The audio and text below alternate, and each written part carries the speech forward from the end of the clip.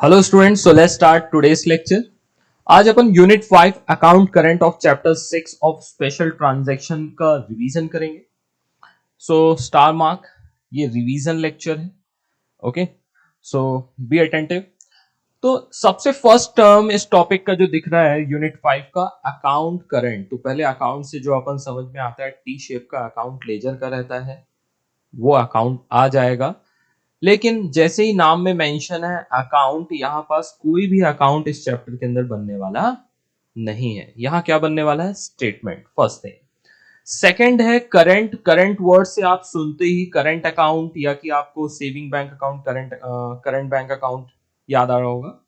काफी कुछ उससे ही आप इसको रिटेन रखें तब समझ में आएगा। एक ऐसा अकाउंट जिसमें एक्टिविटी क्या है? करंट, मतलब बहुत ही ज्यादा फ्रिक्वेंट है, बहुत जल्दी जल्दी बहुत सारी ट्रांजेक्शन्स हो जाते हैं सेम डे में, डिफरेंट डिफरेंट पार्टी के थ्रू डेज बहुत सारे ट्रांजेक्शन होते हैं, उसी को बोल रहे हैं करंट। करंट मतलब बहुत ज्यादा वो एक्टिव है, बहुत ज्यादा मल्टीपल ट्रांजेक्शन होते हैं। तो वो जो बैंक में करंट अकाउंट ओपन होता है उसमें भी बहुत ज्यादा ट्रांजैक्शन होते हैं, इसीलिए उसको वहां बोला जाता है। और यहाँ पास भी इस अकाउंट में भी बहुत ज्यादा ट्रांजैक्शन होंगे, इसीलिए इसको भी क्या बोला गया है? Account current. अब हम बिजनेस की अकाउंटिंग कर रहे हैं तो किसी भी पार्टी के साथ यदि बहुत ज्यादा ट्रांजैक्शंस होते हैं तो उसका अपन बना रहे हैं अकाउंट करंट। एंड उस अकाउंट करंट को बनाने के कुछ रीजंस हैं। तो मैं जैसे आपको कुछ एग्जांपल्स दे देता हूं। जैसे बैंक में भी बैंक में आप जो पैसा रखते हो, तो पहले देखते हैं। आपने 1000 रुपीज डिपॉजिट किया, 100 रुपीज विड्रॉ किया, 2000 डिपॉजिट किया, 500 विड्रॉ किया, 600, 100 विड्रॉ किया, 50 विड्रॉ किया, फिर उसके बाद 300 डिपॉजिट किया। इतने सारे ट्रांजेक्शन होते हैं और बैंक आपको क्या बोलता है? मैं छोटा सा अमाउंट का इंटरेस्ट दूंगा आपको। तो बैंक को बहुत डिफिकल्टी होती है क्या कैलकुलेट करने में इंटरेस्ट। ऐसा नहीं है कि ईयर एंड में जो बैलेंस है उसके ऊपर वो कैलकुलेट कर देते हैं इंटरेस्ट। वो क्या करते हैं, जो जिस दिन जितना अमाउंट आपके बैंक अकाउंट में है उसके ऊपर इंटरेस्ट देंगे। तो फर्स्ट डे 1000 रुपीज के देंगे, सेकेंड डे क्या करेंगे? 900 रुपीज के ऊपर देंगे। यदि इनकेस आपने फिर से डिपॉजिट कर दिया सेम डे, तो अकॉर्डिंगली उनका daily wise, day to day basis में वो अपना इंटरेस्ट कैलकुलेट करके आपके अकाउंट में देते हैं। तो ये कैलकुलेट करना काफी डिफिकल्ट हो जाता है, बिकॉज आप बहुत ज्यादा फ्रीक्वेंट ट्रांजेक्शन्स करते हो। तो बैंक को यही नहीं समझ में आता कि आपके बैंक में बैलेंस कितना है। इसी तरह जब आप एक रियल लाइफ में अपन किसी एक पार्टी पार्टी मतलब मोहन सोहन XYZ, कोई भी एक पार्टी है, उसके साथ भी आप ट्रांजेक्शन करते हो। तो आपने उसको गुड्स सेल किया, फिर उसने कुछ पेमेंट दे दिया, फिर कुछ पेमेंट दिया, फिर कुछ मेजर अमाउंट का उसने फिर से गुड परचेस कर लिया, फिर कुछ अमाउंट दे दिया। सो जितना भी अमाउंट उसके ऊपर ड्यू है, उसके ऊपर हमारे यहाँ रूल है कि हम उसके ऊपर इंटरेस्ट चार्ज करते हैं एक पर्टिकुलर ड्यू डेट के बाद। अब ये क्यों करते हैं? ताकि हमें एक बर्डन फ्री हो जाए। एक पहला रीजन होता है कि जल्दी से जल्दी सामने वाली पार्टी से हमको क्या आ जाए? पेमेंट आ जाए। क्यों? क्योंकि उसको पता है कि क्या उसको पे करना पड़ेगा? इंटरेस्ट। सेकंड, इनकेस वो पार्टी नहीं पे कर रही है तो भी बिजनेसमैन को कोई टेंशन लेने की जरूरत नहीं, बिकॉज उस ड्यू अमाउंट पे जो उसको मिल जाना चाहिए था एक पर्टिकुलर ड्यू डेट के दिन और उसको अभी तक नहीं मिला, तो उसको क्या बेनिफिट हो रहा है? उसके ऊपर उसको इंटरेस्ट मिल रहा है, राइट? अब लेकिन ये इंटरेस्ट का अमाउंट कैलकुलेट करना, बिजनेस छोड़ के वो तो इंटरेस्ट ही कैलकुलेट करता बैठेगा, राइट? इसीलिए अकाउंट करंट का सिस्टम लॉन्च करके उसमें उस प्रॉब्लम का सॉल्यूशन निकाला गया है कि जिस इस प्रकार से एक फॉर्मेट या स्टेटमेंट बनाया गया। वर्ड ध्यान रखना, मैंने कोई अकाउंट यहां नहीं बनाने वाले हैं। यहां क्या बनाया जाएगा? स्टेटमेंट बनाया जाएगा। और उस स्टेटमेंट को इतनी सिंप्लीफाइड तरीके से बनाया गया है कि ताकि आप जितना भी ड्यू अमाउंट है उसके ऊपर का इंटरेस्ट इजीली कैलकुलेट कर ले। क्या ये बात समझ में आ रही है? अभी बैंक के साथ भी वही होता है और पर्टिकुलर पार्टी के साथ भी। सो अकाउंट करंट से ये समझ में आ गया कि यहां पास कोई अकाउंट नहीं बनेगा। दूसरा, करंट से क्या समझ में आ रहा है? अकाउंट है किसी पार्टी का, और करंट इसलिए बोला गया क्योंकि वहां पास फ्रीक्वेंट ट्रांजैक्शंस हो रहे हैं। Way of preparing account current, एक इंटरेस्ट टेबल, एक इंटरेस्ट मेथड से कैलकुलेट किया जाता है, एक प्रोडक्ट मेथड होता है, and means of product of balance, एक ये तीसरा। ये तीनों मेथड से हम आज देखने वाले हैं।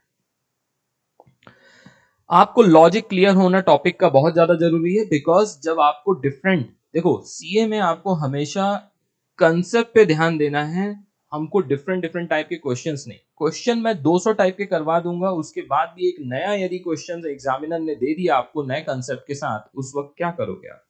उस वक्त आपको कौन हेल्प करने वाला है? आपका concept rather than product question solving. तो मैं ऐसा डिस्करेज नहीं कर रहा हूं क्वेश्चन सॉल्विंग का, क्वेश्चन के फॉर्मेट क्या है तो सॉल्व इसलिए करो ताकि आपकी एक हैबिट बने, फॉर्मेट का आइडिया हो, और आपका बहुत जल्दी से हाथ चले कि हाँ यहां पास ये लिखना है, ऐसा नहीं हो सोच सोच के आप लिखो, इसलिए एटलीस्ट मल्टीपल क्वेश्चंस का बस आप प्रैक्टिस करके रखें। Got my point? So account current is a running statement of transactions. तो ट्रांजैक्शन जो मल्टीपल हो रहे हैं रनिंग स्टेटमेंट ऑफ ट्रांजैक्शंस है बिटवीन द पार्टीज, डेफिनेटली उसमें एटलीस्ट 2 पार्टीज इन्वॉल्व होनी चाहिए। और आखिरी में लिख दिया it takes a form of an ledger account, बिल्कुल दिखने में बिल्कुल लेजर अकाउंट रहता है with some extra columns. Done.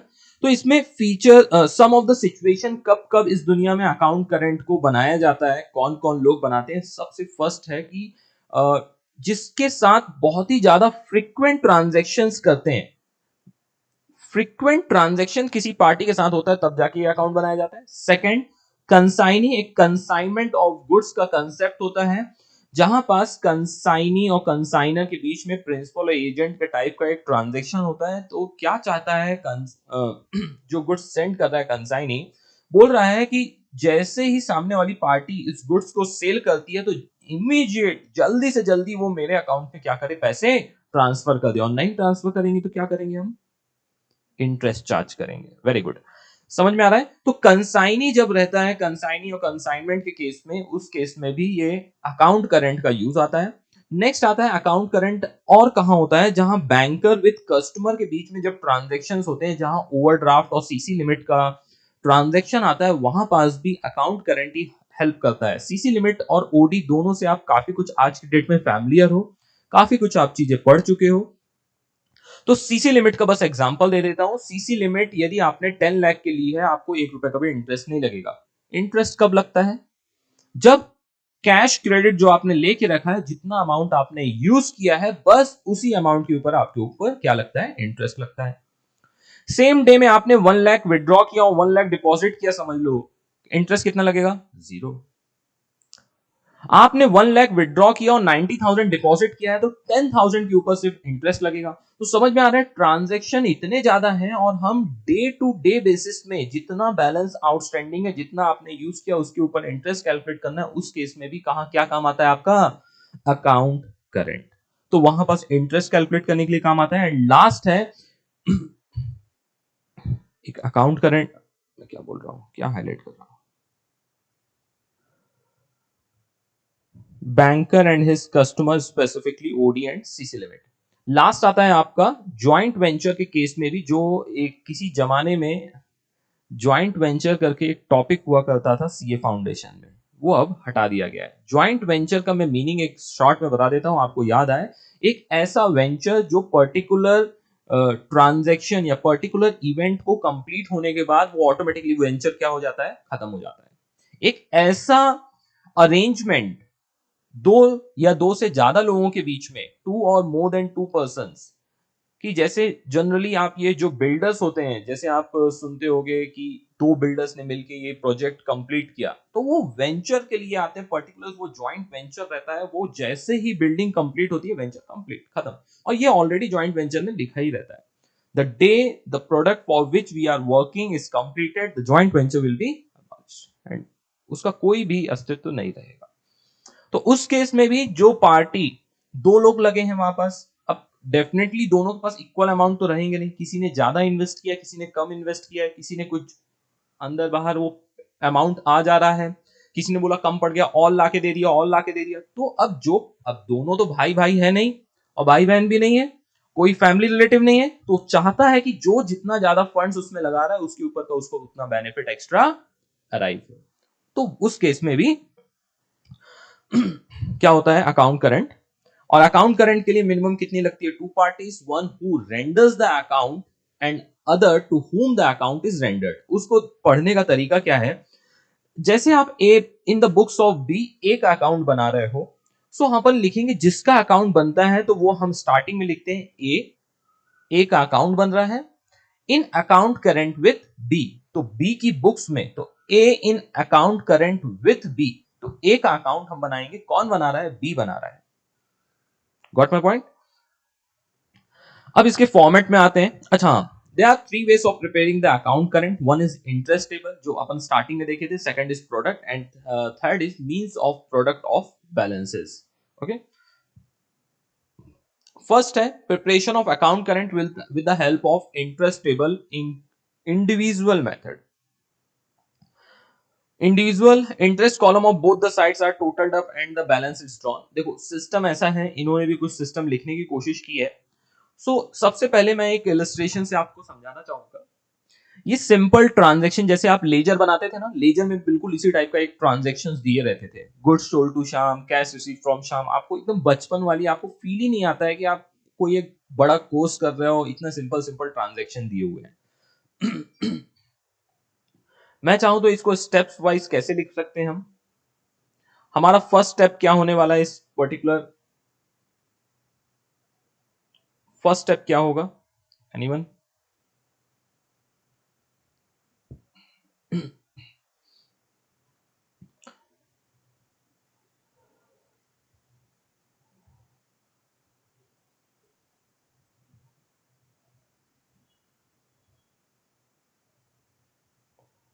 Using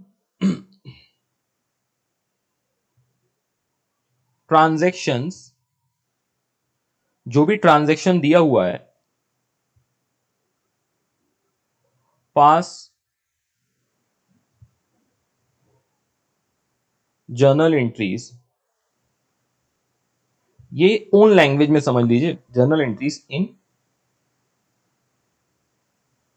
laser. जितने भी ट्रांजैक्शंस दिए हुए हैं उसकी एक टाइप की जर्नल एंट्री पास करनी है, किसके अंदर, लेजर के अंदर। Find due date of each transactions.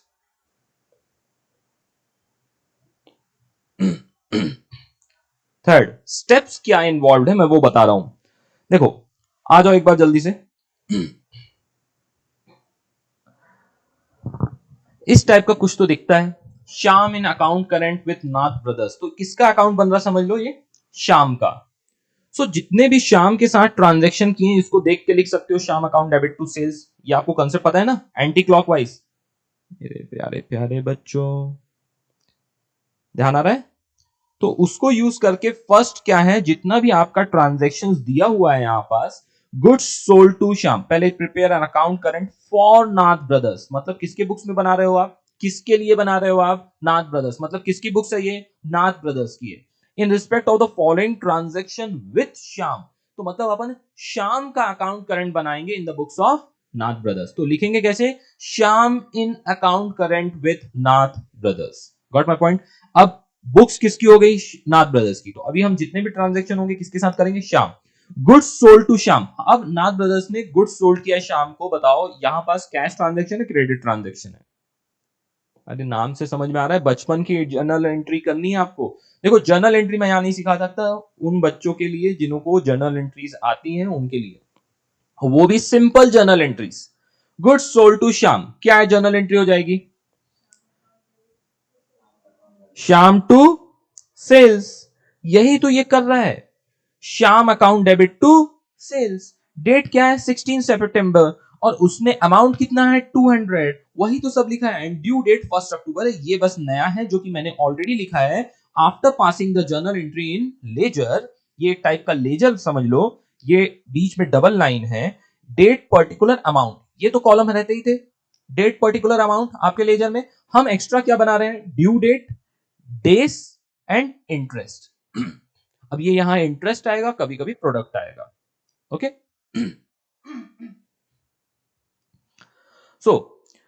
मैंने क्या किया, ऑलरेडी वो ट्रांजैक्शन को लिख दिया है। अब उसमें दिख रहा है कि कोई भी सेल्स होती है तो एक जनरली पार्टी क्या करेगी, नाथ ब्रदर्स उसको एक क्रेडिट पीरियड देती है, और उसका क्रेडिट आ रहा है कब, ड्यू हो रहा है 1 अक्टूबर को। सो फर्स्ट एक और चीज, find out the due date of each transaction.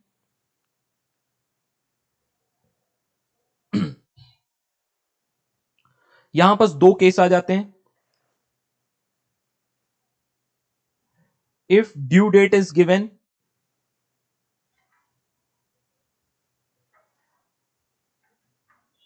B क्या रहता है, if due date is not given. If due date is given, that due date will become the due date. That due date will be due date. Okay. And if due date is not given,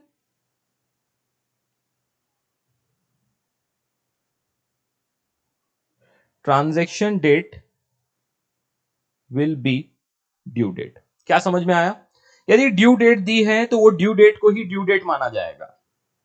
यदि due date नहीं दी हुई है तो transaction date दी हुई होगी, तो transaction date को ही हम क्या मानेंगे, ड्यू डेट मानेंगे। ये भी क्लियर हो गया आपको? देखो फिर से आता हूं मैं यहां पास, डेट पर्टिकुलर अमाउंट तो मिल गया था, ड्यू डेट का भी सॉल्यूशन हो गया। ड्यू डेट कैसे फाइंड आउट करनी है, क्वेश्चन में चीख चीख के लिखा रहेगा ये ड्यू डेट है, नहीं दिया है तो transaction date will become the due date. Example के लिए फर्स्ट ट्रांजैक्शन के लिए ड्यू डेट क्या थी, 1 October. Second transaction October 1, cash receive from Shyam, क्या एंट्री होगी, कैश रिसीव फ्रॉम श्याम से कैश आया तो कैश टू श्याम। तो श्याम का अकाउंट ही बना रहे हैं, बचा क्या, बाय कैश। ये बाय एंड टू का कंसेप्ट तो पता है, बाय टू के कंसेप्ट से कर लो, एंटी क्लॉकवाइज से कर लो। अब यहां 1 अक्टूबर है, बाय कैश लिखना है 1 अक्टूबर, ड्यू डेट क्या है, कुछ भी नहीं दी है, तो बाय कैश तो लिख दिया 1 अक्टूबर, तो due date will become the transaction date. Got my point? ये भी सब क्लियर है। नेक्स्ट अब हमको निकालना है नंबर ऑफ डेज। फर्स्ट क्या था हमारा, एनीवन? मैं ये फर्स्ट नहीं लिखता, इसको ए बी सी डी लिखता हूं। ए क्या है, आपको क्या करना है, ए बताओ, ट्रांजैक्शन को रिकॉर्ड करना है। बी क्या करना है, ड्यू डेट आइडेंटिफाई करना है। सी क्या करना है, number of days from the end date of statement.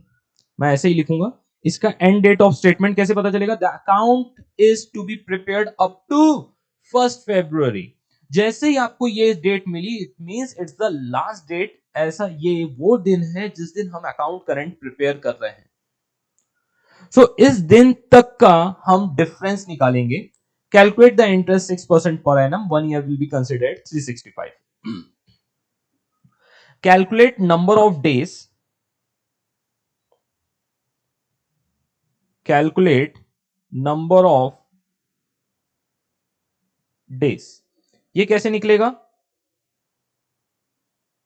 Due date, जो ऊपर ड्यू डेट निकाली है ना, due date to date of account current statement.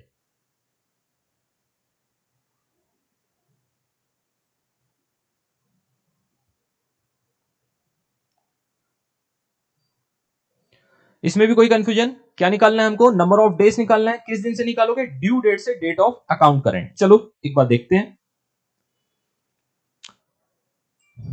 Due date क्या आ गई, 1 अक्टूबर।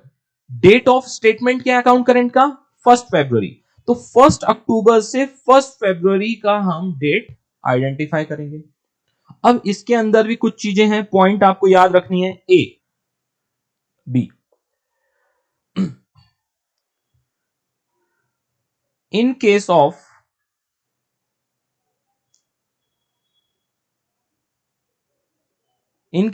ट्रांजैक्शंस कैसे कैलकुलेट करना है, एंड दूसरा है in case of opening balance. अब नंबर ऑफ डेज कैलकुलेट करते वक्त start date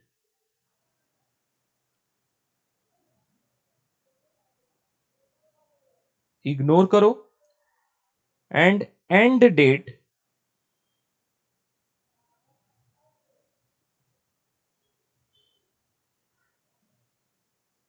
include. Start date and end date के साथ क्या करना है, समझ में आया क्या? और यहां पास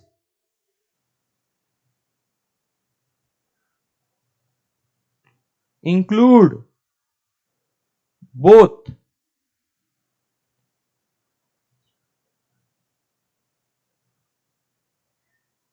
एंड डेट। क्यों, इसका भी लॉजिक बता देता हूं, रेगुलर लेक्चर में तो बहुत बार बताया है। अभी हमने रिसेंटली पढ़ा होगा आपने भी, क्या एवरेज ड्यू डेट, उसमें भी चीख चीख के पढ़ा था। कोई एक डेट को पकड़ा जाता है, जनरली क्या किया जाता है, स्टार्ट डेट को इग्नोर एंड एंड डेट को इंक्लूड किया जाता है। ठीक है सर, आपने 2 साल की एफडी बनाई और आपने स्टार्ट किया, समझ लो एक रैंडम डेट है 15 दिसंबर से आपने डिपॉजिट किया, तो 15 दिसंबर को डेट ऑफ ट्रांजैक्शन है, तो वो डेट का इंटरेस्ट आपको मिलने वाला नहीं है, क्योंकि बैंक ने वो पैसा यूज ही नहीं कर पाई, तो वो इसको इग्नोर कर देंगे। डेट ऑफ ट्रांजैक्शन था, आपने डिपॉजिट किया है, तो वो स्टार्ट डेट को इग्नोर कर देंगे और 16 दिसंबर ऑनवर्ड्स आपको क्या देगा, वो इंटरेस्ट देना चालू करेगा। सर समझ में आ गई ये बात? इसलिए हम स्टार्ट डेट इग्नोर करेंगे, एंड डेट इंक्लूड करेंगे। लेकिन अब मैंने बोला ना 2 साल के लिए एफडी बनाई है, 31 मार्च को आएगा, 31 मार्च को ईयर क्लोज हो रहा है, उस दिन भी बैलेंस था, तो उस दिन का तो एंड डेट के अंदर इंक्लूड हो जाएगा। फिर 1 अप्रैल से 31 मार्च, तो 1 अप्रैल के दिन क्या आपने ट्रांजैक्शन किया है? नहीं, वो क्या है, ओपनिंग बैलेंस है। क्या बैंक ने वो फंड्स यूज किए? हाँ, क्योंकि 31 मार्च के दिन भी उसी के पास फंड था, 1 अप्रैल के भी लिए उसके पास फंड्स था, तो हमको इंटरेस्ट तो 31 मार्च का तो कहां मिल गया, last year end date. Opening balance के केस में हमको 1 अप्रैल का भी इंटरेस्ट चाहिए, एंड 1 अप्रैल से टू 31 मार्च, दोनों दिन इसके पास, बैंक के पास ही फंड्स थे, हम दोनों दिन में हम क्या लेंगे, अभी इंटरेस्ट लेंगे, इसलिए दोनों के नंबर ऑफ डेज को हम क्या करेंगे, इंक्लूड करेंगे। समझ में आ रहा है क्या? So in case of transaction, start date being ignored and end date will be included, but in case of opening balances both dates are should be included.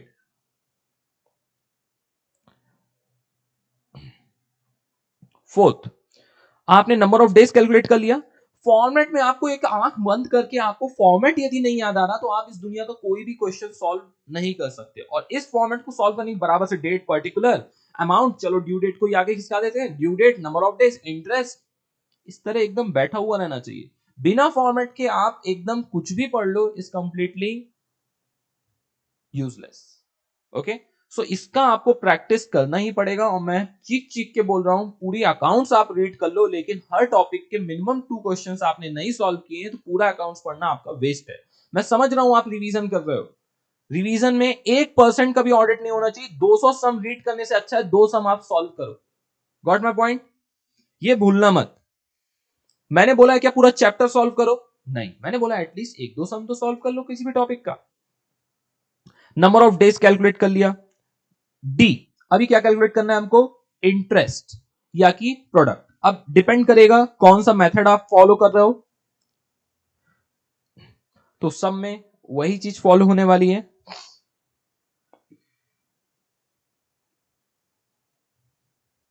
Interest और कैलकुलेट प्रोडक्ट। इंटरेस्ट कैसे calculate करोगे बताओ? Amount को rate से multiply करोगे और क्या करोगे, नंबर ऑफ डेज से मल्टीप्लाई करके 365 डेज से या 366 डेज से आप डिवाइड करोगे, तो क्या आ जाएगा, आपका इंटरेस्ट आ जाएगा। एग्जाम्पल के लिए आ जाते हैं, 200 अमाउंट है, रेट ऑफ इंटरेस्ट चीख चीख के लिखा हुआ है, लिखने का पैटर्न भी देख लो हेडिंग में, 6%, तो 200 मल्टीप्लाई बाय 6% मल्टीप्लाई बाय 123, और क्वेश्चन के एंड में क्या लिखा हुआ है, 1 ईयर इज 365 डेज, तो हमने अकॉर्डिंगली कैलकुलेट किया है, कहीं पास किया होगा तो अकॉर्डिंगली रहता है।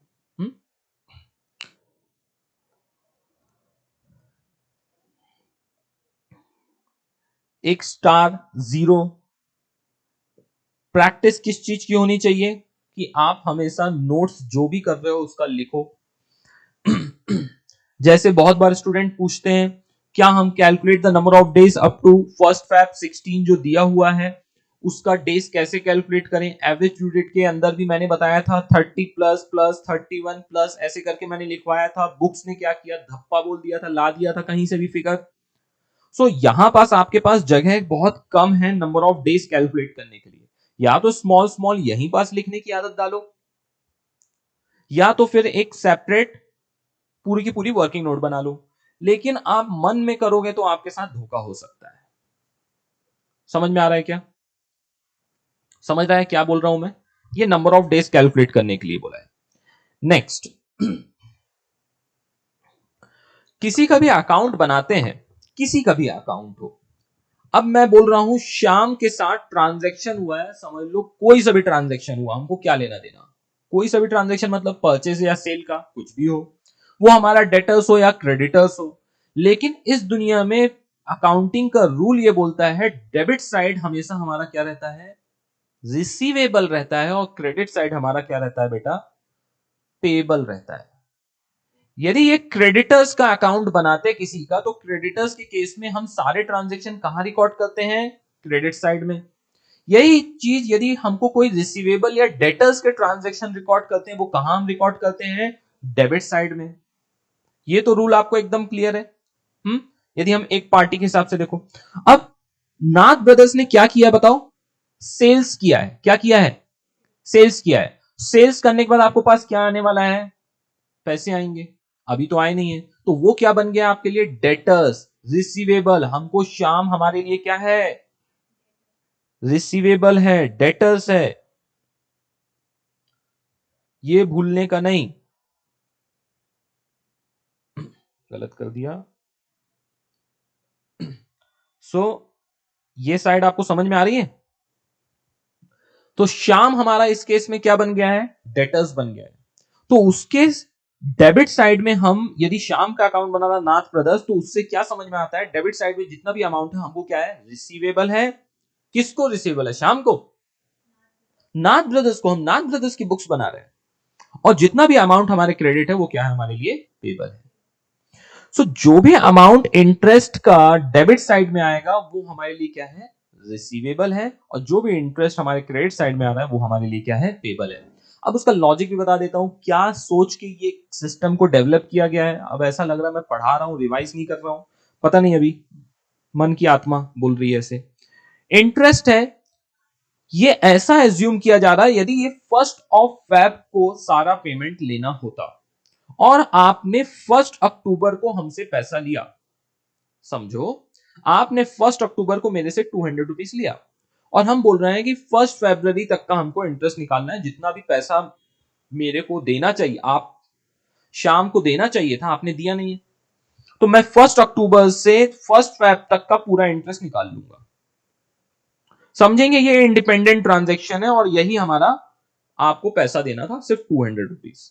हमने कब तक का इंटरेस्ट निकाल लिया, 1 से 1 फरवरी तक, हमारे को 4 रुपए तुम शाम देना। इसी तरह जितने भी ट्रांजेक्शन रिसीवेबल वाले थे हमने सब कहां लिख लिए हैं, डेबिट साइड। इससे 5 रुपए, 3 रुपए, 3 रुपए, ये सब हमको आने चाहिए। श्याम बोलता है सर ये तो ठीक है, आपने 1 सारे ड्यू डेट से निकाल लिया, मैंने जितने पैसे दिए आपको, तो समझ लेंगे कि 1 को देखो, 1 दिसंबर को देखो, मैंने 1 दिसंबर का एग्जांपल लेते हैं, 1 दिसंबर को मैंने आपको 500 रुपीज दिया। अब आपको भी इसके ऊपर मेरे को क्या देना चाहिए, इंटरेस्ट देना चाहिए। सो 1 दिसंबर से 1 फेब तक का मेरा पैसा बनता है 5 रुपए, तो ये आपको देना चाहिए। तो क्या हो रहा है, हर ट्रांजैक्शन को इंडिपेंडेंट ट्रीट करके हम उसके ऊपर क्या कैलकुलेट कर रहे हैं, इंटरेस्ट कैलकुलेट कर रहे हैं। Is this clear to everyone, क्या आप मेरी बातों को समझ पा रहे हैं। सो ये कैलकुलेट कर लिया, समझाना जरूरी है, रटने के लिए तो आप एक दो क्वेश्चन सॉल्व कर लीजिए। इंटरेस्ट ये सब रिसीवेबल हुआ है, ये सब हमारा क्या हुआ है, पेबल हुआ है। अब रिसीवेबल कितना आ रहा है 15.46 और पेबल क्या आ रहा है, थोड़ा सा कम आ रहा है। कितना कम आ रहा है, 4.97 से कम आ रहा है। तो हमको रिसीवेबल कितना है, ज्यादा है। रिसीवेबल हमको क्या है, तो सबसे पहले हमको क्या फाइंड आउट करना है, बैलेंस ऑफ इंटरेस्ट या balance of product. So fifth point में क्या निकल के आएगा हमारा, find out balance of interest, और मैं आगे का भी बता रहा हूं, बैलेंस ऑफ प्रोडक्ट। सबसे पहले हम ये निकालेंगे। बैलेंस कैसे निकालने का है, जो इंटरेस्ट कॉलम है या प्रोडक्ट कॉलम है उसका क्या निकालना है, डिफरेंस निकालना है।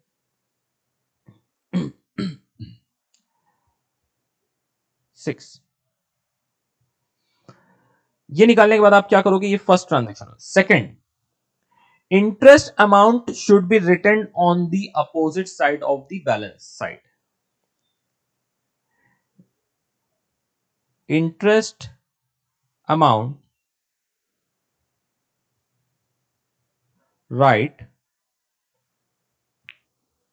interest amount on the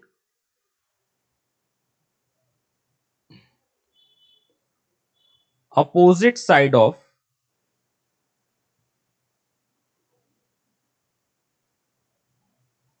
balance of interest और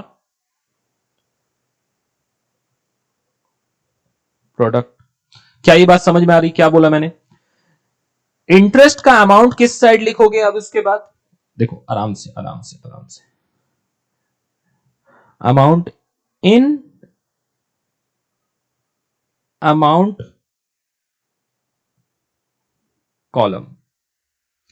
मैंने यहां पर मिस्टेक किया है, तो और मैं डिटेल में मिस्टेक नहीं, और डिटेल में लिखवा रहा हूं, right interest amount in amount column. मतलब आपने बैलेंस ऑफ इंटरेस्ट निकाला, कितना आया 4.97, ये कैसे निकला, इन दोनों का डिफरेंस है, ये इंटरेस्ट आ गया।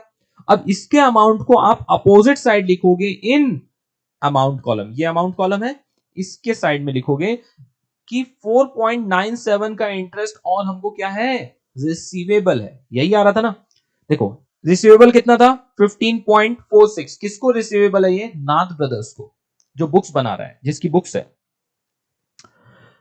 कितना रिसीवेबल है, देखो 4.97, पेबल उसको नाथ ब्रदर्स को कितना आ रहा था, कम आ रहा था, और रिसीवेबल ज्यादा आ रहा था। तो ये अमाउंट जो है वो नाथ ब्रदर्स क्या करेगा, रिकवर करेगा, किससे, श्याम से, जिसका अकाउंट आप बना रहे हो, तो वो लिख दिया। एंड लास्ट में find out by balance carried down in of amount column. Seventh क्या आ जाएगा, फाइंड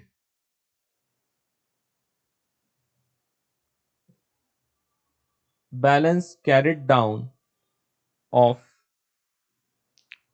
अमाउंट कॉलम।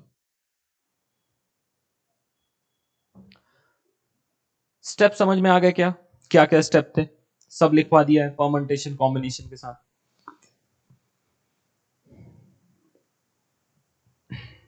देख लो अच्छे से।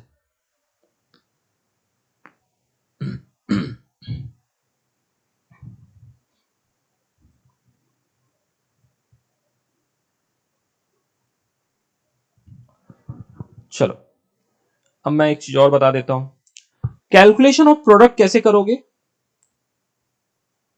Amount multiply by number of days multiply by rate multiply by 1/365।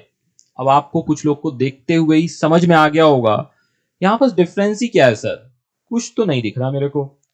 जो प्रोडक्ट आपने यहां नंबर ऑफ डेज लिखा था, ये भी पहले भी मल्टीप्लाई हो रहा था। अब ये नंबर ऑफ डेज यहां से उठा के आप यहां ले लिया, और 1 से किसी भी चीज को मल्टीप्लाई करो तो कुछ इंपैक्ट होने ही वाला नहीं। तो वही तो मैं भी बोल रहा हूं, कोई भी डिफरेंस नहीं है। ओके तो फॉर्मूला ही यही है, सिर्फ अपन प्रोडक्ट मेथड में क्या करते हैं, जैसे आपने एवरेज ड्यू डेट में अमाउंट और नंबर ऑफ डेज को मल्टीप्लाई किया था तो प्रोडक्ट आया था, तो यहां पास भी इसको बोला जाता है, इसको सुनहरे अक्षरों से मैं लिखना पसंद करूंगा, इसको बोला जाता है product multiply by rate multiply by 1 divide by 365। तो प्रोडक्ट आने ही कैसे वाला है, amount multiply by number of days. बहुत आराम से समझा रहा हूं, ये रिवीजन है क्या है पता नहीं, लेकिन आप सब पढ़ लो।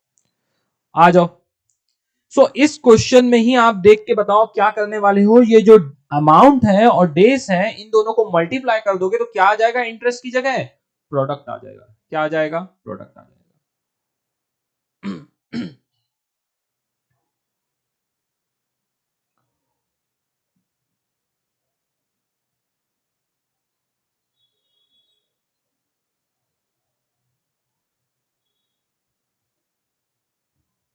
डिफरेंस इन प्रोडक्ट रहेगा, उसको रेट से मल्टीप्लाई करेंगे। आ जाओ, एक इसी टाइप के क्वेश्चंस को हम दूसरे तरीके से कहीं सॉल्व किया होगा तो मैं बता देता हूं आपको।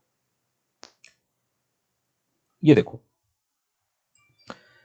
पूरा क्वेश्चन एज इट इज है, पूरा सॉल्यूशन एज इट इज है। 200 मल्टीप्लाई बाय 123, यहां पास इंटरेस्ट की जगह मैंने क्या लिखा है, प्रोडक्ट। तो ये प्रोडक्ट मेथड बच्चा चैप्टर चालू होने से पहले खत्म हो गया। मैं हर छोटी चीजों को रिकॉल करवा रहा हूं ताकि आप एग्जाम में जाके मिस्टेक किसी प्रकार की भी ना करो। क्वेश्चन में दम नहीं है। अब प्रोडक्ट निकाला, प्रोडक्ट कितना आया 94,000, इधर कितना आया, थोड़ा कम आया। कितना कम आया, 30,250 कम आया। तो वहां पास हम बैलेंस ऑफ प्रोडक्ट इंटरेस्ट लिख रहे थे, यहां पास हम क्या लिखेंगे, बैलेंस ऑफ प्रोडक्ट। आ जाओ, कहां पास, find out the balance of interest और बैलेंस ऑफ प्रोडक्ट। वही तो लिखा है मैंने, दो में से एक जो मेथड, प्रोडक्ट मेथड ही लगेगी हमेशा। ओके मैंने बैलेंस ऑफ प्रोडक्ट निकाल लिया। यहां मैं कंसेप्ट समझा रहा हूं, कोई भी मेथड से एग्जाम में पूछा जा सकता है, उसमें चीख चीख के लिखा रहेगा कौन सा मेथड, और नहीं लिखा है तो भी आप एज्यूम करके वहां पास लिखना है कि अजम्पशन। देखो, नोट एग्जामिनर को बहुत ज्यादा पसंद है, बहुत छोटे छोटे नोट्स लिखना है। जैसे मैंने यहां नोट्स एक लिखवाया आपको, देखो, ये देखो, आपने नंबर ऑफ डेज कैसे कैलकुलेट किया, तो नोट लिखने का, number of days is calculated from the date to the date of statement. और आपने अपने मन में किया, रफ में किया, कहीं भी किया, अब आप नलिफाइड हो गए, वर्किंग नोट बनाने की जरूरत आपको नहीं है। कौन सी वर्किंग नोट, ये वाली इतनी बड़ी वर्किंग नोट। आपको चलता हूं, मैं सजेशन दूंगा बनाना चाहिए, क्योंकि एक दिन भी एग्जामिनर इसमें आपकी प्लस माइनस की काउंटिंग ही तो आपसे क्या कर रहा है, पूछ रहा है। बाकी किसी में दम थोड़ी ना है। अब उसी में आप मिस्टेक कर दोगे तो कोई क्या करेगा, एग्जामिनर नहीं छोड़ेगा, मैं होता तो नहीं छोड़ता। बैलेंस ऑफ प्रोडक्ट निकाल लिया। अब बैलेंस ऑफ प्रोडक्ट 30,250 आया। सो ये difference in balance of product जो है वो देखो मैंने क्या किया है, 30,250। अब मैं 30,250 का लॉजिक बता दूं क्या, ये 30,250 क्या है,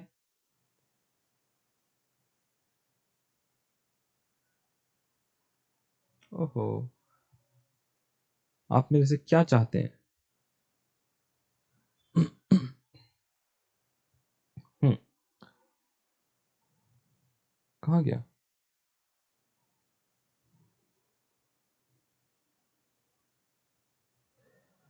अब देखो इसने क्या किया है, ये 30250 कैसे आया, किसी को कोई बताएगा मेरे को, एनीवन।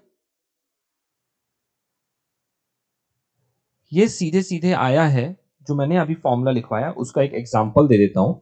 ये सेल कब हुआ है, 16 सितंबर को, ड्यू डेट क्या है, 1 अक्टूबर है, कितना अमाउंट है 200 है, नंबर ऑफ डेज कितने हो गए 123। हम यहां पास प्रोडक्ट की जगह यदि इंटरेस्ट कैलकुलेट करते तो क्या करते, 200 multiply bye 6% multiply by 123 divide by 365, कितना आता 4.04। यदि हम इसी चीज को प्रोडक्ट मेथड से आइडेंटिफाई करें तो प्रोडक्ट ने क्या किया, मैंने अभी भी बताया था, 200 मल्टीप्लाई बाय क्या कर रहा है यहां पास 123 कर रहे हैं। तो यही चीज तो यहां पास इसने की है,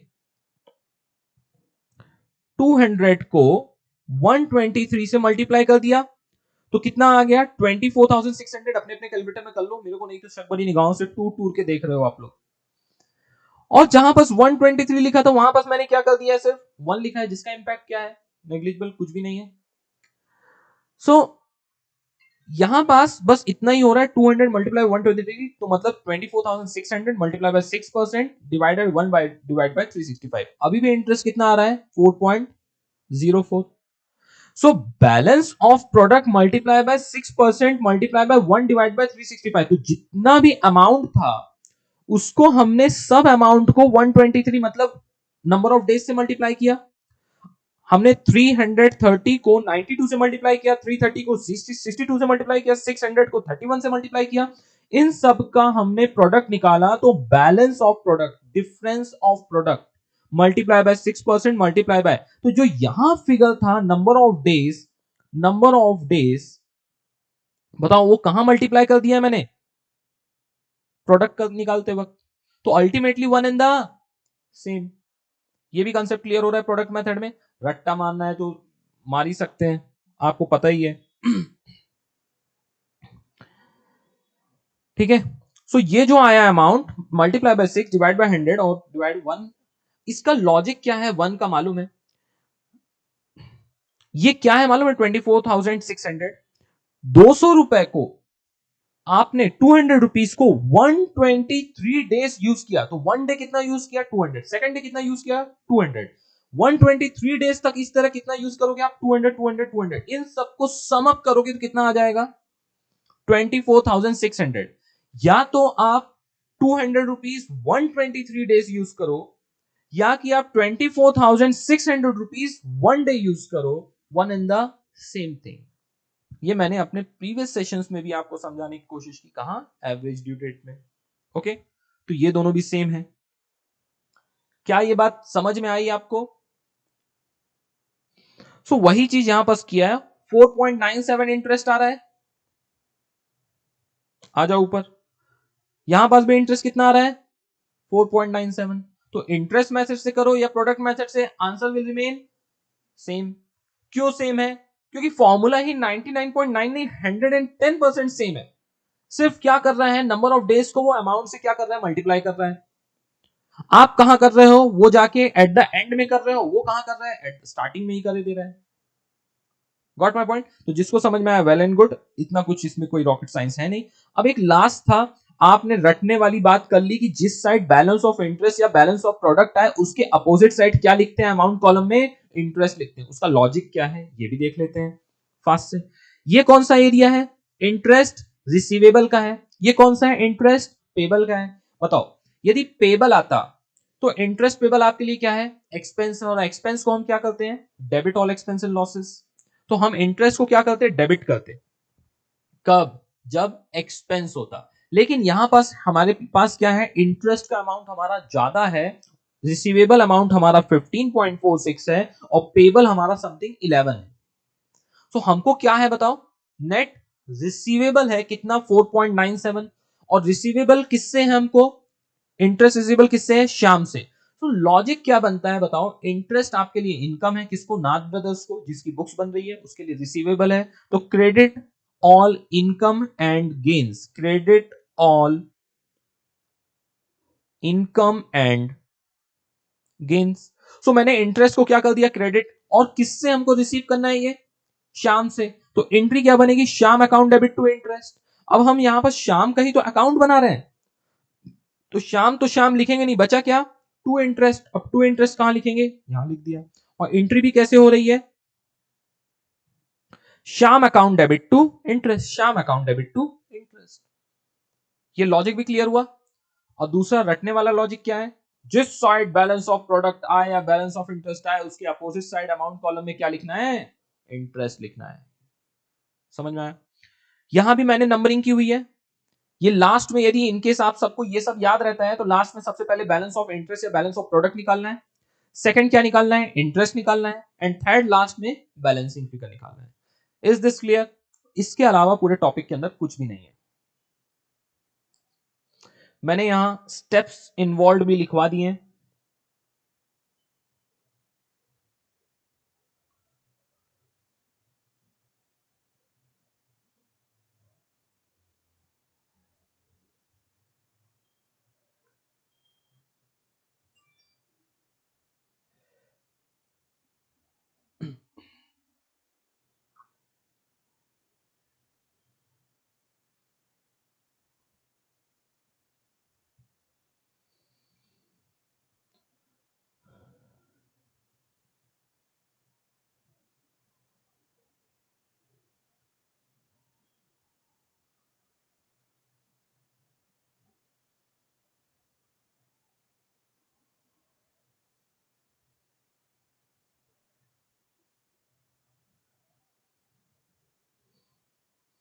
चलो नेक्स्ट कंसेप्ट पे चले। अब एक कंसेप्ट आता है forward method and backward method, epoch method. अब एग्जाम में ऐसे आ जाएगा एक्सप्लेन इपॉक मेथड, तो आप ऐसे शौक शक भरी निगाहों से मेरे को देखोगे आखिर इपॉक मेथड होता क्या है। रेड इंक इंटरेस्ट मेथड, नाम में अब लिख दिया रेड इंक इंटरेस्ट तो कुछ थोड़ी ना कुछ हो जाएगा। आ जाओ, methods of computing the number of days. अभी तक हम मेथड कौन सा ऑप्ट कर रहे थे, number of forward method, due date से क्या कर रहे थे हम, due date to date of statement, जिसको अपन क्या बोलते हैं, क्लोजिंग डेट भी बोल सकते हो। समझ में आया क्या? हम ये अभी तक फॉलो कर रहे थे जिसको बोला जाता था, इतना बड़ा रॉकेट साइंस है, explain forward method under the account current, तो पता हो कि उसको फॉरवर्ड मेथड बोलते हैं तो आपको आ जाएगा। एग्जाम में थ्योरी में कुछ भी पूछा जा सकता है, तो आप कितनी भी थ्योरी पढ़ लो वो आपके लिए क्या है, लिमिटलेस है। ओके, तो forward method, under this method number of days are calculated from the due date of the transaction to the date of closing the account, या कि डेट ऑफ स्टेटमेंट, जिस दिन तक आपको डेट ऑफ स्टेटमेंट बना रहे हैं उसी को क्लोजिंग डेट बोलते हैं। इसमें कोई प्रॉब्लम नहीं, जो अभी तक हम करते आ रहे थे। एक आता है बैकवर्ड मेथड, क्या होता है, बैकवर्ड मेथड, जिसको इपॉक मेथड भी बोला जाता है। अब इसमें क्या होता है, date of transaction, due date of transaction जो आपने अराइव किया था उससे बैकवर्ड काउंट करना है स्टार्टिंग डेट ऑफ स्टेटमेंट से। अब क्वेश्चन चीख चीख के लिखा रहेगा स्टार्टिंग डेट ऑफ स्टेटमेंट, तो कोई प्रॉब्लम ही नहीं है। यदि स्टार्टिंग डेट ऑफ स्टेटमेंट ना लिखा हो तो क्या करेंगे,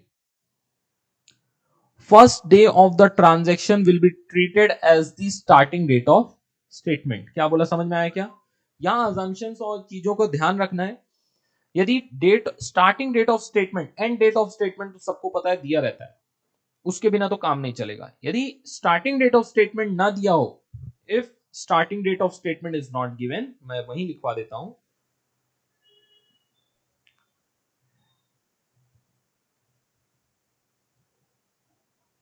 इट, बोलो, if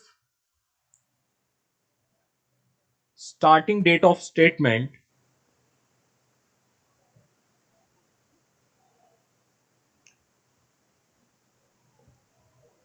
is not given,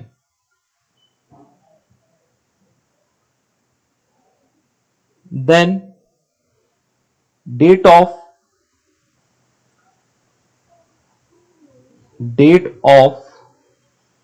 first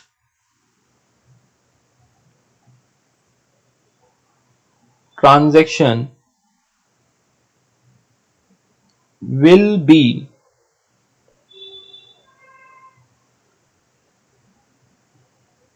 treated as starting date of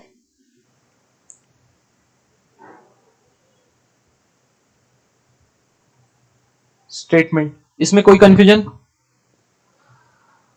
हे भगवान, देखो कितनी छोटी छोटी चीजें, लेकिन डिफिकल्ट नहीं है। ये सब चीजें आप समराइज करो, जो मैं कर रहा हूं वही आपको अपने लैंग्वेज में काफी स्टूडेंट्स ने ऑलरेडी की हुई है। ऐसा नहीं है कि आप कुछ नया करने वाले हो, यही चीज आपको करके रखना चाहिए। तो आपको इपॉक मेथड भी समझ में आ गया, बता रहा हूं क्वेश्चन कैसे। लाइफ में 2000 नवंबर 2018 में समथिंग उसने एक बार इपॉक मेथड और बैकवर्ड मेथड के ऊपर क्वेश्चन पूछ लिया। इस मेथड का वास्तविक जीवन से खास कोई लेना देना नहीं है, कोई उल्टा पैदा हुआ होगा तो ही ऐसे मेथड का यूज किया रहेगा, और मैं इंस्टीट्यूट से बिल्कुल एक्सपेक्ट नहीं करता हूं कि ऐसे मेथड पूछे जाएं। ओके, जब फॉरवर्ड मेथड दिया हुआ है इस दुनिया में तो बैकवर्ड मेथड करने की क्या जरूरत है? दोनों में कोई भी डिफरेंस आने वाला नहीं है, तो आपको उसके बारे में भी सोचने की जरूरत नहीं है।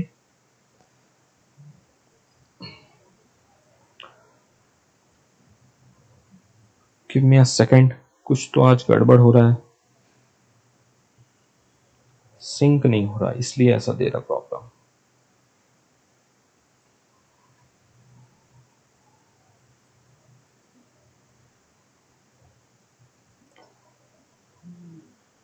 कोई बात नहीं, ठीक है।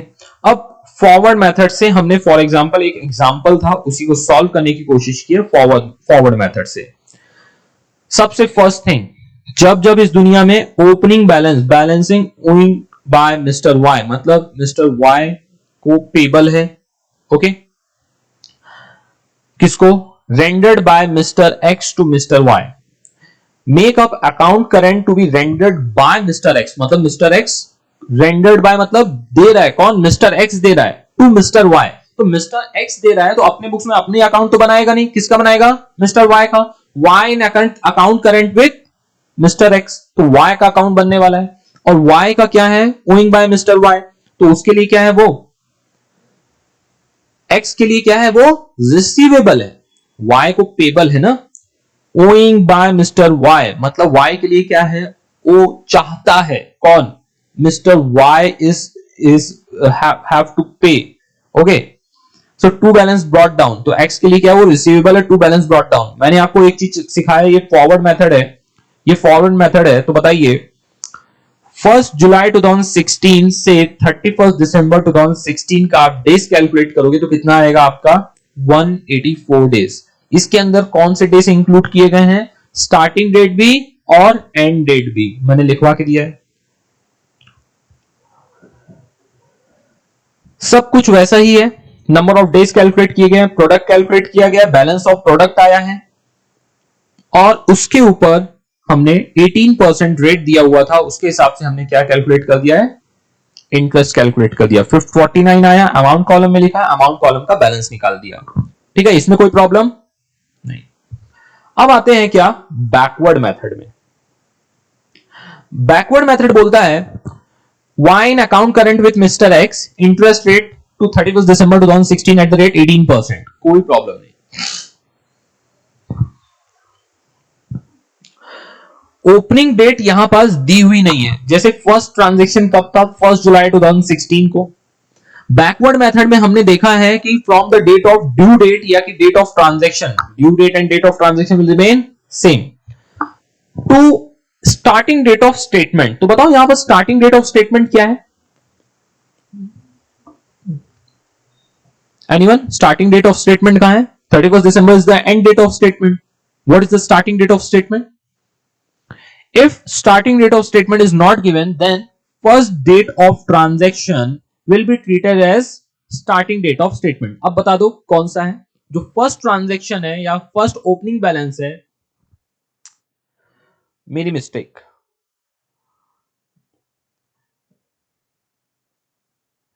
First transaction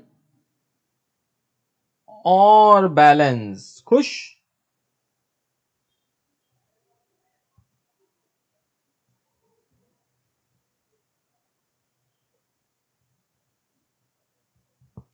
date of first transaction और balance date will be treated as starting date of statement. अभी खुश हो गए आप लोग। सो यहां पर स्टार्टिंग डेट ऑफ स्टेटमेंट क्या हो जाएगा, 1 जुलाई 2016। अब 1 जुलाई 2016 से ड्यू डेट क्या है, एनीवन, 1 जुलाई 16, कितने डेज हो जाएंगे 1 जुलाई 16 से 1 जुलाई 16, वन मत बोल देना बस, हाँ, कितने डेज होंगे, 0 डेज होंगे। इन केस, अब कुछ लोग बोलेंगे सर ओपनिंग बैलेंस में दोनों डेज काउंट किए जाते थे, कब, हम काउंट करेंगे कब, जब वो फॉरवर्ड मेथड था, ये हम क्या कर रहे हैं, बैकवर्ड मेथड है, ओके। सो यहां पास डेज क्या आएंगे, 0 आएंगे। नेक्स्ट, अब अमाउंट क्या है, 30 अगस्त को 300 है, सो 30 अगस्त से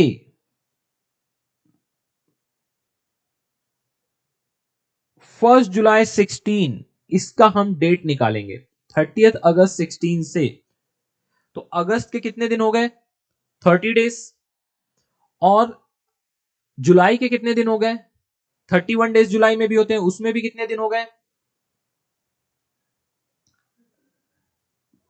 30 डेज होते हैं। बट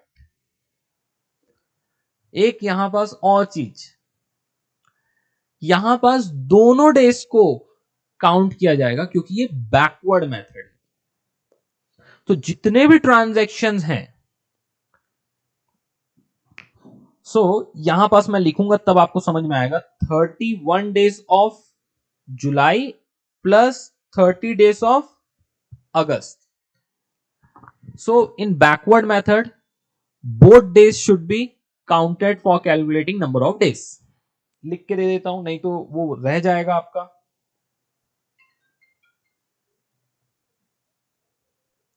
क्या छोटी छोटी चीजें है ना.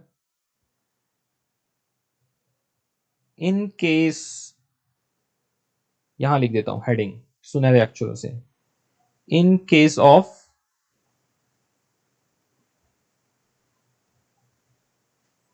backward method, write down fast. 9th point क्या लिखोगे इसमें.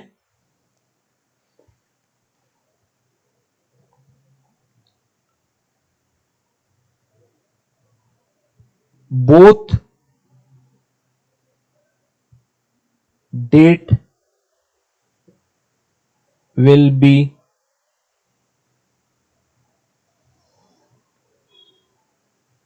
considered या counted for calculating number of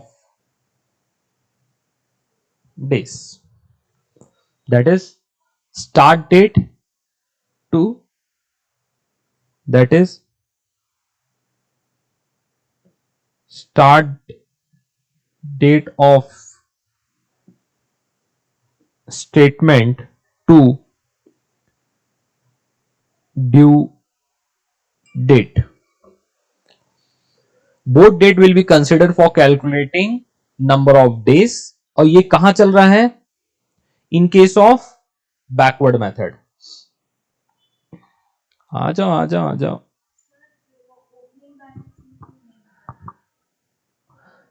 अब एक डिस्क्लेमर अभी भी दे देता हूं.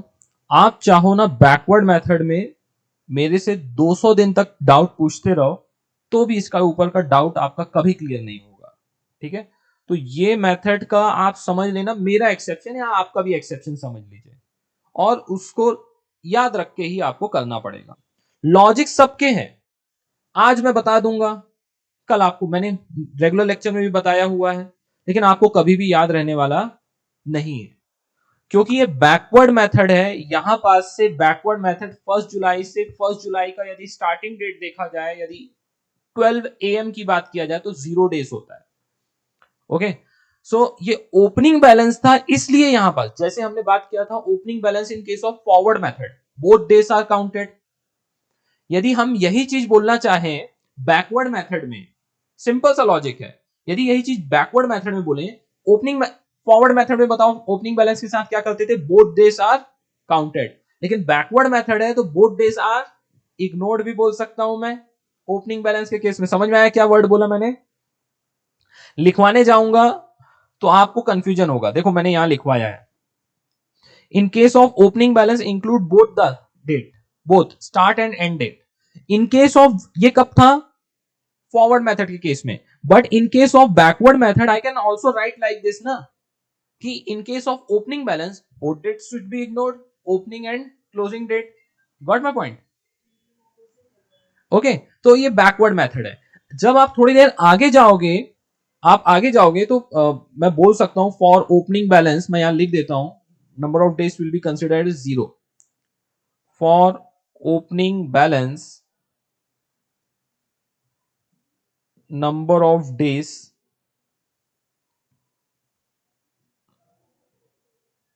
ओपनिंग बैलेंस और फर्स्ट एंड नहीं है, हाँ और है, या तो फर्स्ट ट्रांजेक्शन से चालू होगा या तो ओपनिंग बैलेंस से, विल बी 0. ओके. क्या लॉजिक है, लॉजिक क्या बोल सकते हैं, अब वही वाला लॉजिक है, both days should be ignored.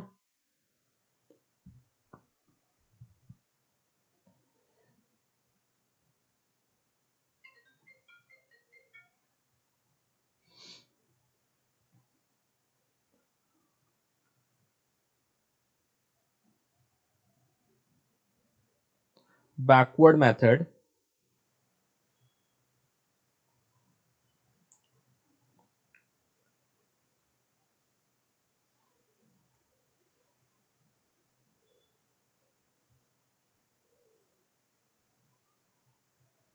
ignore, that is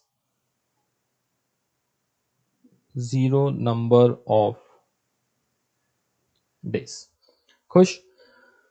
हाँ, मेरा काम इसीलिए पढ़ा रहा हूं, सिर्फ इस दुनिया में सिर्फ एक बार ये क्वेश्चन पूछा जा चुका है और यही क्वेश्चन जितना कम आया है उतने चांसेस ज्यादा हो जाते हैं।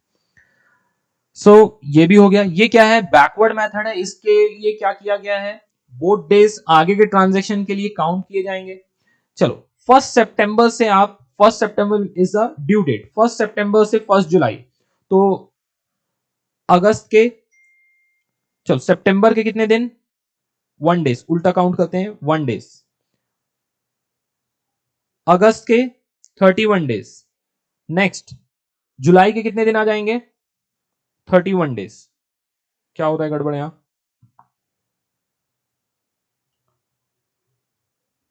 तो टोटल कितना हो गया? मैंने अलग जगह लिख लिया। तो यहां पास क्या आ गया आपका? 30 + 30 60, 1 2 3, इसलिए क्या आ रहा है यहां पास? 63 डेज। क्या ये क्लियर हो रहा है? Both days will be considered. अब इसी तरह आता है लास्ट में बैलेंस ऑफ प्रोडक्ट।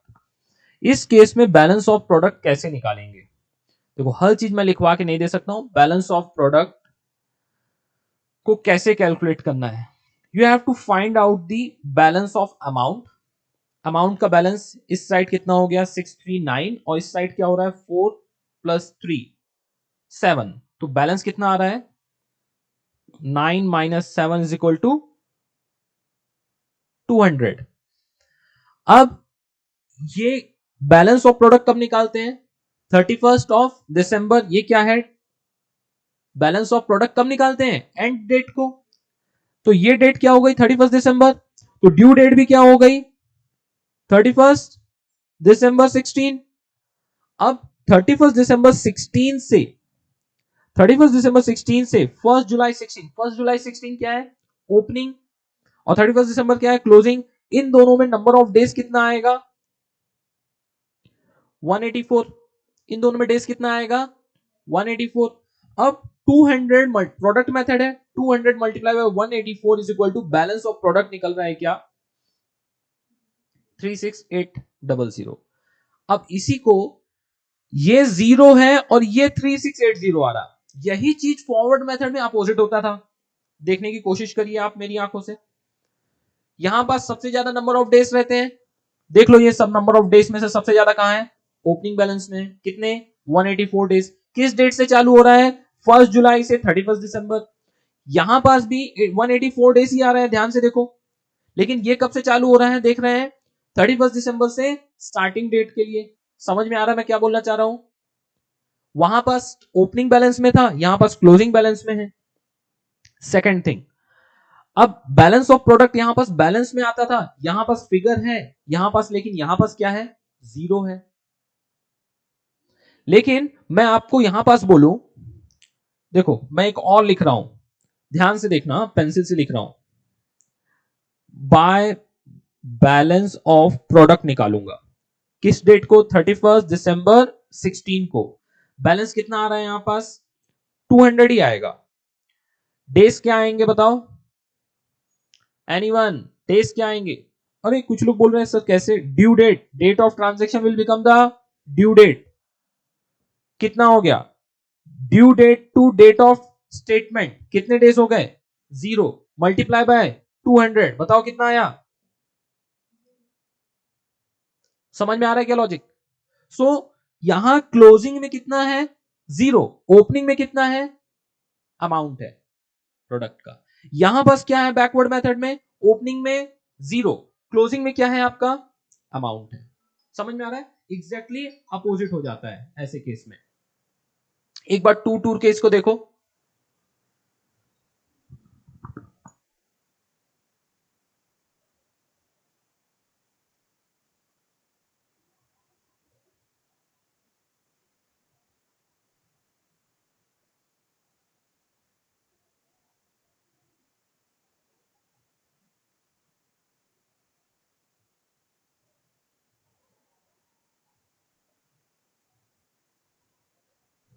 समझ में आ रही क्या बातें?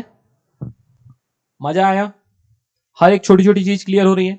सो यहां पास इसलिए बैलेंस ऑफ प्रोडक्ट में यहां ओपनिंग 0 था, तो यहां बैलेंस ऑफ प्रोडक्ट में क्या आएगा, due date to starting date कितना आ रहा है 184 डेज, सो यहां 184 डेज आ जाएगा।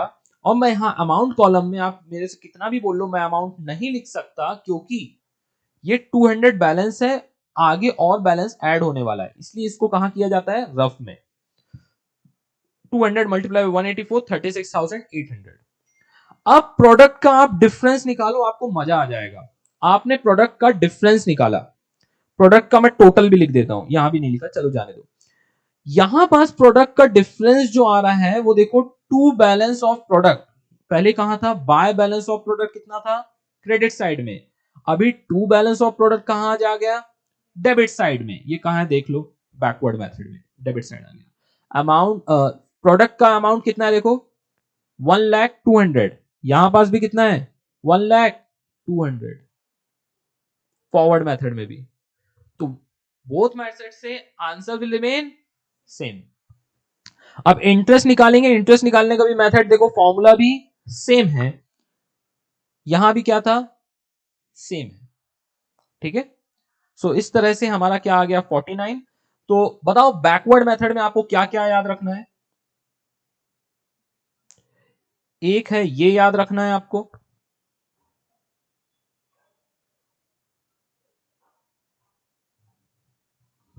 समझ में आ रहा है क्या, एक है both the dates should be counted, opening balance में both the dates should be ignored, इसलिए वन डेट नहीं लेंगे। लास्ट में बैलेंस ऑफ प्रोडक्ट के केस में हम बैलेंस ऑफ प्रोडक्ट का कैलकुलेशन करते हैं, start date to the date of due date, start date to due date, लेकिन वो ड्यू डेट क्या है, एंड डेट, तो start date to end date, opening date to closing date.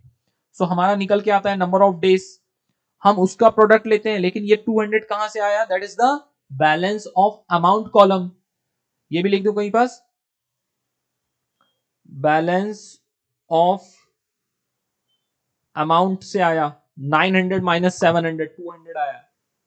Is this clear to everyone now, चलो तो ये method भी आपका हो गया कौन सा, बैकवर्ड मेथड,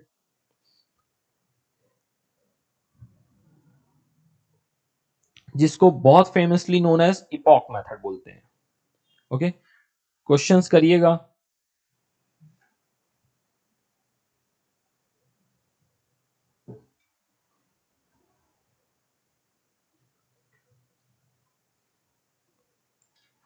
अब आता है लास्ट में red ink interest method, that is the last concept, समझने की कोशिश करिए। In case of due date of bill, देखो रेड इंक इंटरेस्ट, पहले मैं इसकी पूरी पोली खोल देता हूं। क्या हुआ था पुराने जमाने में, ये कुछ इंटरेस्ट जो निगेटिव इंटरेस्ट होते हैं, निगेटिव इंटरेस्ट कैसे, मैंने बताया ना, date of statement up to हमने 30 अप्रैल तक का स्टेटमेंट बना रहे हैं, कुछ ड्यू डेट 30 अप्रैल के बाद में भी आएंगे। फॉर एग्जाम्पल 15 जून आ गया, तो ड्यू डेट क्या हो रही है 30, हमने अभी तक ड्यू डेट कहां तक मेजर की है, डेट ऑफ ट्रांजेक्शन है, due date to up to date of statement, लेकिन due date date of statement के भी बाद में है। एग्जाम्पल के लिए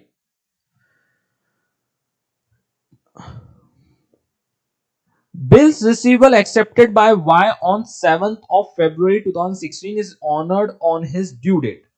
अब बिल रिसीवेबल था, एक्सेप्टेड था Y से,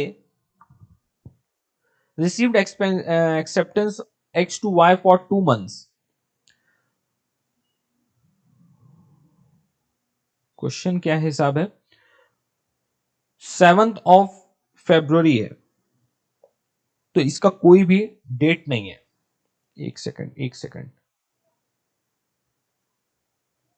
ये कौन सा 20th अप्रैल का ट्रांजैक्शन है, ये 20th अप्रैल का ट्रांजैक्शन है।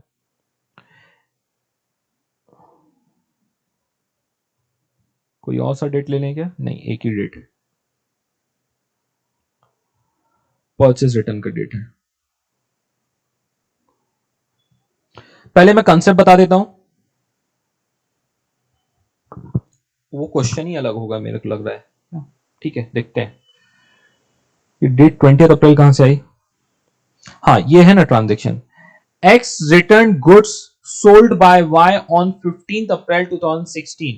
तो इसका X return goods sold by Y हम किसकी बुक्स में बना रहे हैं? Following other transaction took place between X and Y during the month of April 2016. You are required to make out the account current by product method. जो कुछ लोग पूछ रहे थे, मेथड ऑलरेडी चीख चीख के लिखा रहेगा। To be rendered by x, x rendered कर रहा है तो किसकी बुक्स हो गई? x की। और y का क्या बन जाएगा? अकाउंट। तो y in account current with x, तो y के अकाउंट में। तो x ने गुड्स रिटर्न किया, हमने गुड्स रिटर्न किया, सोल्ड बाय y। तो बताओ एक्चुअल में बुक्स किसकी है? x की। तो x गुड्स रिटर्न करेगा तो उसने पहले क्या किया होगा? परचेज। तब तो उसने अभी परचेज रिटर्न किया। तो परचेज क्या होता है? डेबिट। तो परचेज रिटर्न क्या होगा? क्रेडिट। तो एंट्री क्या बन जाएगी? y account debit to purchase return. किस डेट को रिटर्न किया? 20 अप्रैल को। ओके, अब 20 अप्रैल को रिटर्न किया है और हम किस दिन को हम अकाउंट करंट बना रहे हैं? 30 अप्रैल को। Okay, bill accepted Y by Y is dishonoured on this due date 15 May 16। और इसका ड्यू डेट क्या था? ये देखो, ये एक 15 अप्रैल, ये वाला 15 अप्रैल है, इसका ड्यू डेट क्या है? 15 मई है। तो ये जो ट्रांजैक्शन का ड्यू डेट रहेगा वो कब रहेगा? 15 मई को, जो कि क्या है? 30 अप्रैल के बाद है। अब ये 30 अप्रैल से 15 मई जो आगे गया है डेट, उसके केस के लिए क्या करना पड़ता है हमको? हमको एक निगेटिव इंटरेस्ट कैलकुलेट करना रहता है, जिसको बोलते हैं रेड इंक इंटरेस्ट। मैं उसका अमाउंट दिखा देता हूं, ये 1000 है। सो इसका इन्होंने निगेटिव इंटरेस्ट कैलकुलेट किया है कुछ यहां पास। ग्रे कलर लेके मैं समझाता हूं आपको। ये देखो, red ink product as per contra 1000 multiply by 15। ये क्या कर रहे हैं? उसका प्रोडक्ट निकाला जा रहा है। 15 में 15 डेज हो गए हैं, उसका रिवर्स है। सो रेड इंक इंटरेस्ट में आपको कंफ्यूज नहीं करना चाहूंगा, क्योंकि आपने बहुत सालों बाद आपने रेड इंक इंटरेस्ट के बारे में दोबारा सुना है। तो ये जो मैंने ब्लैक कलर से लिखा है, उसी को किसी ने स्टार्टिंग में जब चालू हुआ रेड इंक इंटरेस्ट सिस्टम, तो उसको किसी ने क्या लिख दिया? ऐसे निगेटिव इंटरेस्ट को रेड कलर ऑफ पेन से लिख दिया। इसलिए उसको देखते हुए उसको क्या बोलने लगे? Red ink interest. तो उसका कोई भी लेना देना नहीं है। सिर्फ यहां पास क्या है? जो डेट ऑफ स्टेटमेंट है उसके बाद यदि ड्यू डेट आती है तो उस पीरियड का इंटरेस्ट हम रिवर्स करने के लिए अपोजिट साइड लिखेंगे। वो मैं बताए दे रहा हूं कैसे करना है। उसी को बोला जाता है क्या? Red ink interest. So in case of a due date of bill falls after the date of closing the account या कि closing the statement, इसने गलत वर्ड लिखा है closing, यहां कोई अकाउंट बन ही नहीं रहा है, यहां क्या बन रहा है? Statement. Then no interest is allowed for that. उसके अगेंस्ट में क्या है? कोई भी इंटरेस्ट हमका बेनिफिट उसको नहीं देंगे। समझो, समझने की कोशिश करना। मैंने 31 मार्च को ईयर क्लोज हो रहा है। कब क्लोज हो रहा है एनीवन? 31 मार्च को ईयर क्लोज हो रहा है। मैंने परचेस किया, सॉरी सेल किया, हमने सेल किया 15 मार्च को, जिसका ड्यू डेट आ रहा है समझ लो 15। 1 मंथ का हम क्रेडिट देते हैं, कब दे रहे हैं? 15 अप्रैल का। समझते जाना, सुनते जाना। एंड डेट क्या है? ये कौन सी डेट है? ड्यू डेट है। एंड डेट क्या है? 31 मार्च है। अब आप सोचना, यदि डेट ऑफ ट्रांजैक्शन ही हमारा क्या होता? ड्यू डेट होता। ध्यान से सुनना, डेट ऑफ ट्रांजैक्शन ही हमारा ड्यू डेट होता, तो इन दोनों के बीच में कितना डेज का डिफरेंस है? 15 डेज का एज्यूम कर लो। तो इसके ऊपर क्या मिलता? जिसने सेल किया है हमने, तो हमको क्या मिलता? इंटरेस्ट मिलता। बराबर, ये हमको 15 डेज का क्या मिलता? इंटरेस्ट मिलता। अब यही चीज ड्यू डेट कहां चली गई है? हमने 1 मंथ का क्या दे दिया है? क्रेडिट। तो ड्यू डेट कहां चली गई है? 15 अप्रैल को। अब हम ईयर कब क्लोज कर रहे हैं? 31 मार्च को। सो ये जो 15 डेज है 31 मार्च टू 15 ऑफ अप्रैल, कितना डेज हो जाएगा? 15 डेज। अब हम बोलेंगे, अब ये बोलेगा, इसको हम लिखते हैं अपोजिट साइड में या निगेटिव फिगर करके। तो हम क्या बोलेंगे? इंटरेस्ट तुम दो वापस। जिसने सेल किया है वही इंटरेस्ट पे करेगा क्या? नहीं, ऐसा नहीं हो सकता, क्योंकि ये क्या जा रहा है, एक टाइप का एडवांस टाइप का दिख रहा है, तो उसी को हमको क्या करना है? रिवर्स करना है। आगे पढ़ते हैं। How an interest from the date of closing to due date is written in red ink in the appropriate side of account current. देखो, appropriate side of account current का सिस्टम क्या है? एप्रोप्रिएट मतलब यहां दो सिस्टम फॉलो किए जा सकते हैं। या तो सेम साइड, जिस साइड है उसी साइड वो 15 डेज का इंटरेस्ट को निगेटिव फिगर में लिखा जाए, नहीं तो दूसरा ऑप्शन क्या है? अपोजिट साइड, मतलब यदि डेबिट का अमाउंट है तो वो 15 डेज का अमाउंट कहां लिख दिया जाए? Credit side. तो इसके लॉजिक के लिए तो मेरे सारे स्टूडेंट रेडी हैं। यदि परचेज रिटर्न है तो परचेज आता है डेबिट साइड, तो परचेज रिटर्न यदि हमने क्रेडिट साइड लिख दिया तो भी आंसर क्या रहेगा? करेक्ट। या तो परचेज हमारा डेबिट साइड आता है और परचेज रिटर्न को डेबिट साइड में ही हमने निगेटिव फिगर लिख दिया तो भी आंसर क्या आएगा? Correct. This interest is called as reading interest. This reading interest is treated as negative interest in actual practice. However, the product of such bill, value of bill multiplied by due date of closing is written in ordinary ink in the opposite side of which the bill is entered. तो क्या बोल दिया इसने? जिस side bill entered है उसके opposite side में हम क्या लिख देंगे? रेडिंग इंटरेस्ट का जो नेगेटिव फिगर है उसको अपोजिट साइड लिख देंगे। Value of bill multiply by due date to the closing date. बहुत ध्यान से सुनो, मेरे इस एग्जांपल में due date to closing date क्या है? ड्यू डेट क्या है? 31 मार्च, और क्लोजिंग ड्यू डेट क्या है? 15 ऑफ अप्रैल, और क्लोजिंग डेट क्या है? 31 मार्च। तो मैं यही बात लिख के दिखाऊं आपको। वैल्यू बिल का कुछ भी होगा, ड्यू डेट क्या है? 15 ऑफ अप्रैल, और क्लोजिंग डेट क्या है? 31 मार्च। समझ में आ रहा है? तो bill value multiply by 15 days is written in ordinary ink. अब हम रेड इंक से नहीं लिखेंगे, किस इंक से लिखेंगे? ऑर्डिनरी इंक से लिखेंगे, बट कहां लिखेंगे? Opposite side of the bill is actual bill is entered, जहां पर ट्रांजेक्शन हो उसका opposite side. It means interest from future date from the date of account current. Future date मतलब ड्यू डेट क्या जा रही है? अकाउंट करंट डेट से आगे जा रही है, तो future date to the date of account current, that is reverse, that is the present date. In earlier period it was written in reading, hence it got the name of reading interest. It implies that rebate will be allowed, rebate will be allowed on interest paid or received if settlement of future due transaction is done on account current date, that is present date. तो आपको इतना छोटा सा difference है, पूरा product method ही चलने वाला है। सिर्फ क्या करना है, यदि due date account current date से आगे चली गई है, due date account current date से आगे चली गई है, तो उस केस में आप क्या करोगे?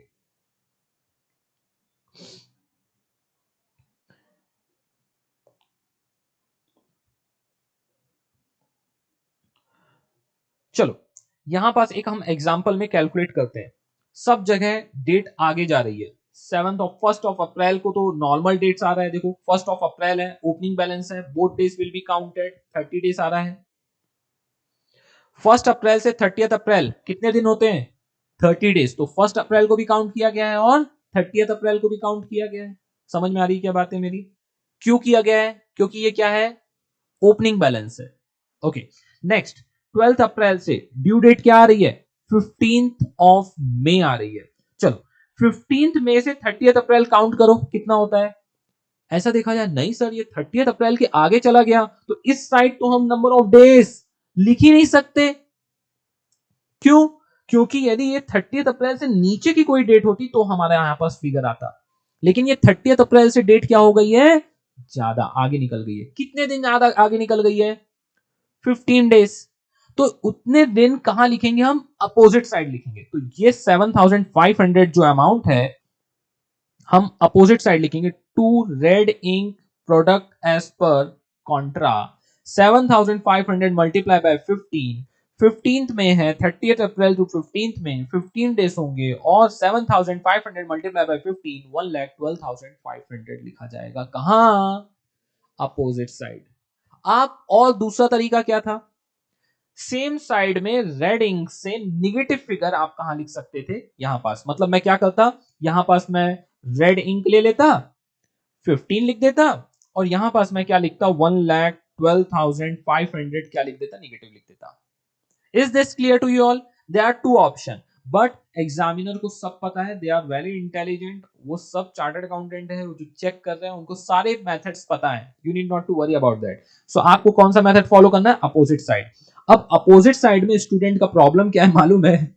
वो ये लिखना ही, उसको लिखना क्या है यही भूल जाता है। क्यों? क्योंकि उसको प्रैक्टिस नहीं है, सिर्फ सुना है, एक कान से सुना और दूसरे कान से निकाल दिया है। क्या लिखना रहता है?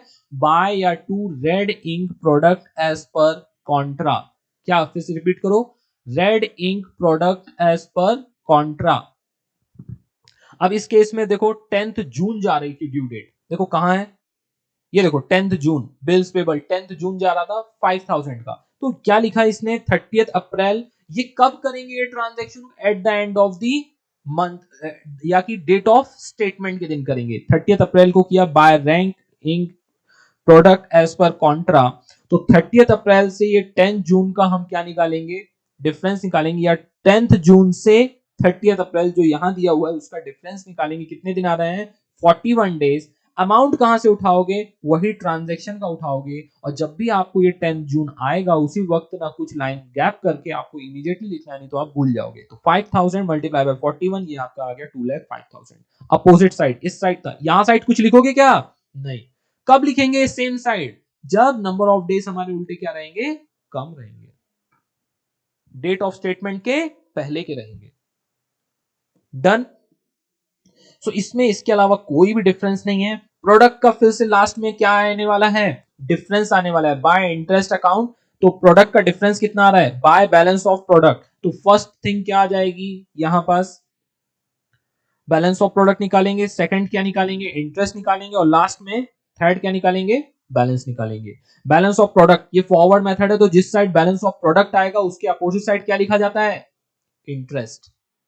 तो बाय इंटरेस्ट अकाउंट प्रोडक्ट का 365 डेज 10% से इंटरेस्ट कॉलम में लिख दिया। लास्ट में हमने बैलेंसिंग फिगर निकाला, बाय बैलेंस कैरिड डाउन, हमारा आ गया बैलेंस आ गया। Is this clear now to everyone? समझ में आ रहा है चीजें क्या है? तो आई होप कि ये सेशन के बाद आपको red ink interest, forward method, backward method में कोई भी कंफ्यूजन नहीं होना चाहिए। यदि है भी इसी को फास्ट फॉरवर्ड में यदि फर्स्ट टाइम नॉर्मल स्पीड से देखा है तो सेकंड या थर्ड टाइम 1.75x में भी आपने देखा स्पीड करके, तो भी आपको सारे कंसेप्ट एकदम क्लियर हो जाएंगे। डन।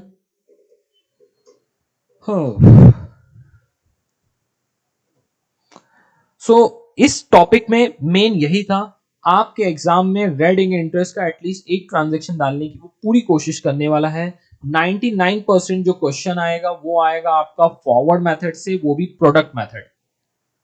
यदि थोड़ा सा उसको और ट्विस्ट डालना होगा तो वो रेड इंक इंटरेस्ट का एटलीस्ट एक ट्रांजैक्शन डाल के वो पेल्टी ले लेगा। एक और इंपॉर्टेंट बात यहां बताना रह गई है, जब भी बिल रिसीवेबल, बिल्स पेबल ऐसे कुछ डेट आते हैं तो ड्यू डेट से 3 डेज ऑफ ग्रेस लेना हमेशा जरूरी है। वो गलती नहीं करना। ओके?